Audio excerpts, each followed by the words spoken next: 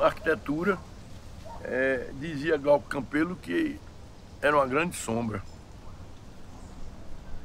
Não tão sábia como a de uma árvore, que ela é uma sombra refrescante, mas era uma grande sombra.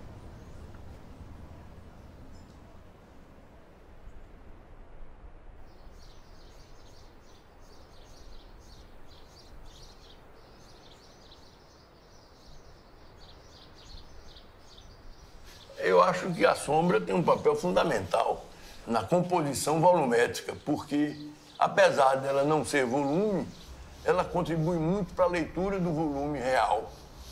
Ela acentua determinados valores, ela sublinha outros, enriquecendo cada vez mais a tessitura da composição, que apesar de ser um elemento etéreo, mas ele é um elemento visualmente legível.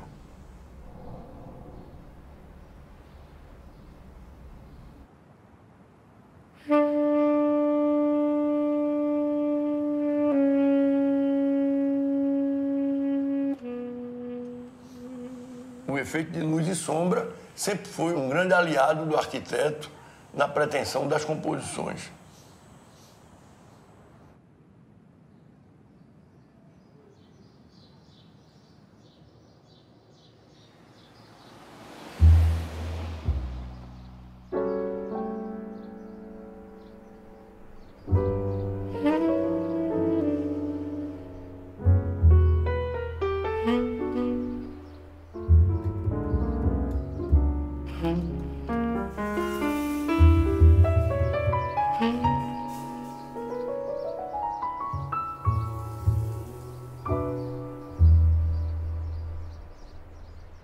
O que eu fiz ali foi um jogo de armários, sabe?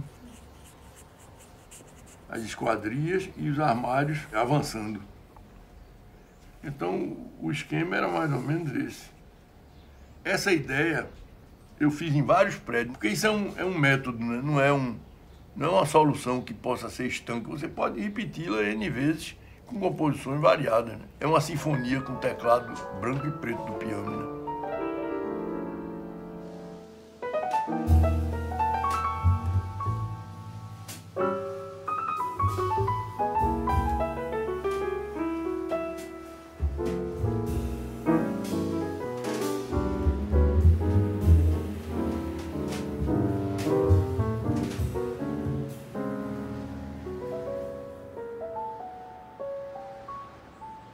De um certo modo, eu fiz as primeiras jardineiras em prédio.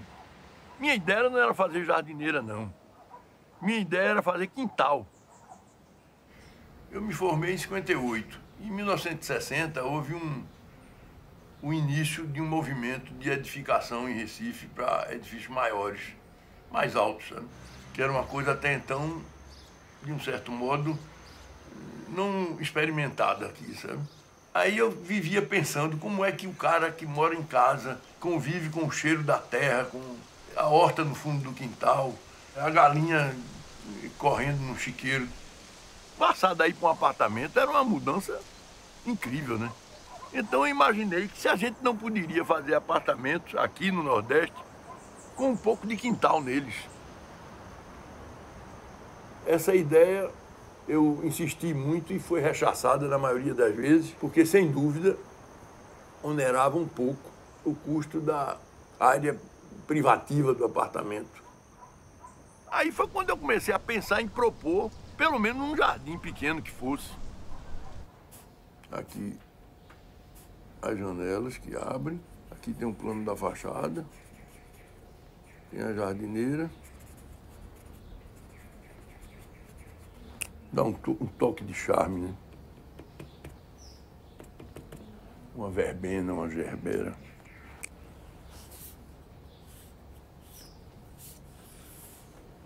O vento que passa. Eu acho que esse croquis demonstra o que acontece no Vila Mariana.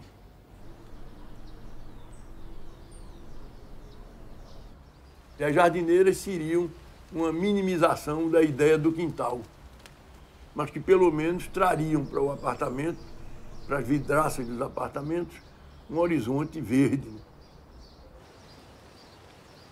A fachada verde eu acho que podia ser tentada. E quando eu digo trazer o verde para a arquitetura, não é a moleza de trazer verde para a casa térrea, não. É trazer para a torre.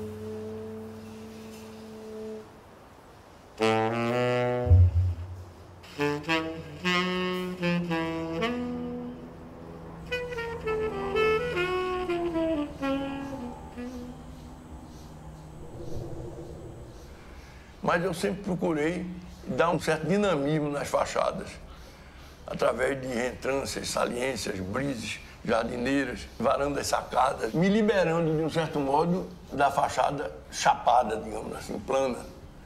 E com isso criando aquela riqueza da vegetação, que tem um certo movimento, né? O prédio ficaria mais integrado, na medida do possível, porque essa integração é uma integração sutil.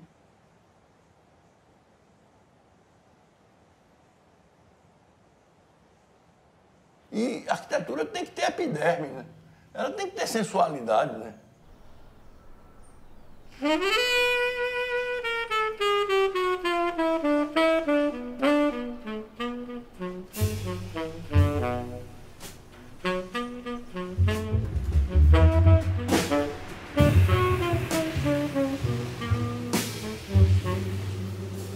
Há uma intimidade muito grande entre paisagem, meio ambiente e espaço humano. No momento em que a gente consegue, através de elementos da arquitetura, trazer para dentro dela um pouco desse espaço externo, dessa paisagem, ou fazer com que o espaço dela avance sobre a paisagem, nós estamos fazendo uma arquitetura de boa qualidade, uma arquitetura integrada, uma arquitetura na escala humana.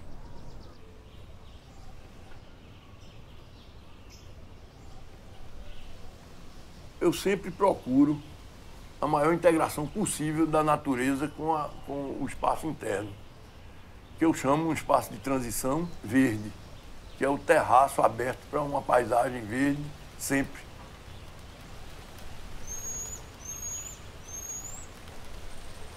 Coincidentemente, aqui no meu escritório você encontra isso com mais pujança, porque eu disponho do verde da mata ciliar que está aí na frente, na margem do Capibaribe.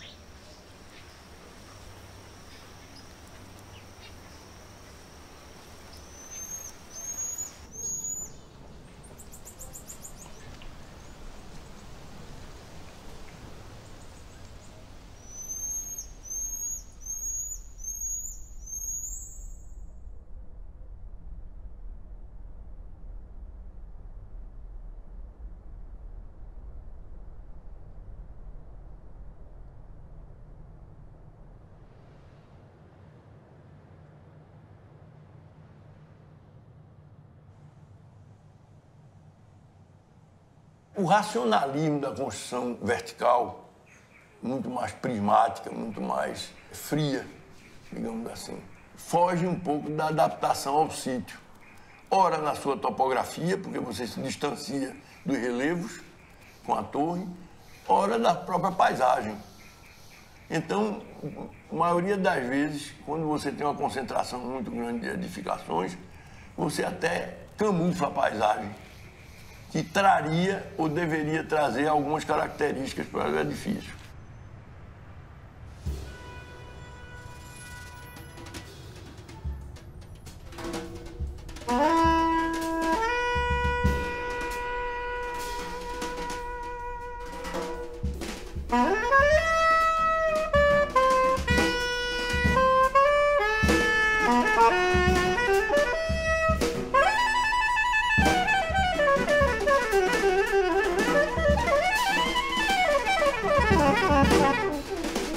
Na medida do possível, todas as edificações feitas num clima tropical devem ter características apropriadas para um clima tropical.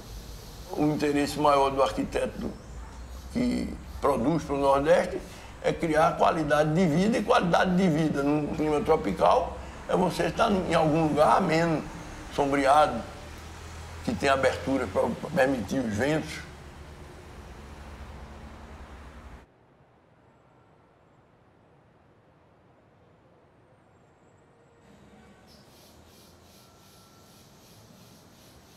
Na demanda imobiliária, há um certo desrespeito a isso, eu diria até assim, sabe?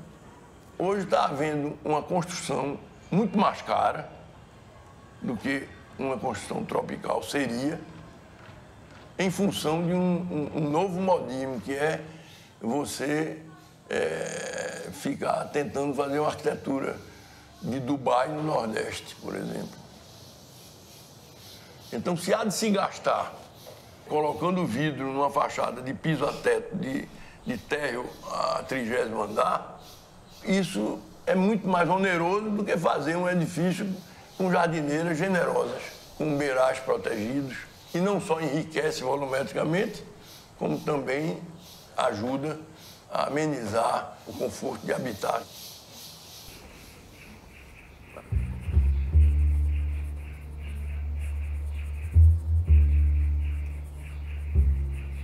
Então, cabe a nós, arquitetos, perseguirmos essa possibilidade e aos incorporadores, de forma até educativa, aceitarem esse desafio. Porque, na realidade, é um ônus que pode facilmente se tornar em bônus. No momento em que isso aumentar a possibilidade de desejo das pessoas comprarem aquele imóvel, o que você gasta mais para ter esse tipo de interesse é muito menor do que uma página de jornal de propaganda, ou do que 30 minutos de televisão toda semana. Mesmo porque eu acho que essa arquitetura muito moderna que está havendo agora, ela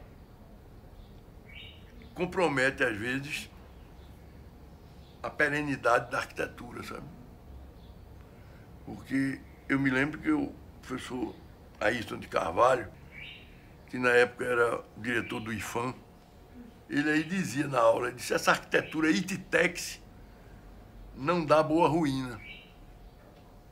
Ele até era mais severo, dizia, não dá nem boa ruína. Então eu me preocupo um pouco com isso na arquitetura contemporânea, sabe?